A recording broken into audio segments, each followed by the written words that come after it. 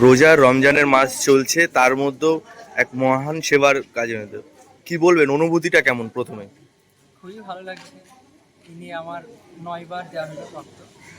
তো যখনই মনে হয় যে কোনো মানুষ অসুবিধার মধ্যে পড়েছে রক্তর জন্য, তখনই এই সুবিধা আছে।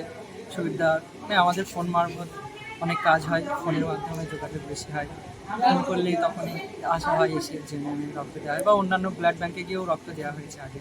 রোজার মাসে আগে কখনো দেওয়া হয়েছে? না, রোজার মাসেই পাওয়া। এই রোজার মাসে একটা ঈশ্বরকে পাওয়া, তারপরে আবার আরেক ঈশ্বরকে রক্ত দেয়, এটার অনুভূতিটা কেমন? খুবই ভালো, মানে কি বলবো যে খুবই ভালো লাগছে। দুর্বলতা আছে না, রোজার না, মধ্যেও এই যে না, রক্তদান? কোনো কিছু মনে হয় না। এর আগেও দিয়েছি অনেকবার, কোনো সময়তে দুর্বলতা মনে হয়নি, এখনো না। এখনো অনেকে রক্ত দিতে ভয় পান, তাদের উদ্দেশ্যে কি বলবেন? তাদের উদ্দেশ্যে একটা কথাই বলবো যে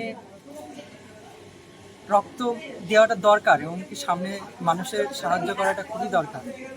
আগে এসে মানুষের পাশে দাঁড়ানোটা দরকার।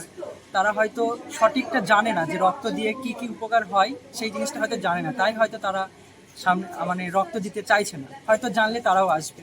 এবার সেটা আমরা তাদের বোঝাতে হবে তাদের, বা আমরা সেটা চেষ্টা করি। আমাদের ইভিএস গ্রুপ সেটা অনেক চেষ্টা করে। আমাদের অনেক দাদা, ভাই, বোন, দিদি সবাই আছে, তারা অনেক বোঝানোর চেষ্টা করে সাধারণ মানুষকে এইভাবে সামনের দিকে রক্ত দেওয়ার জন্য।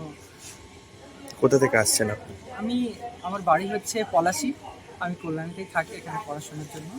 নাম? নাসিম মালিতা।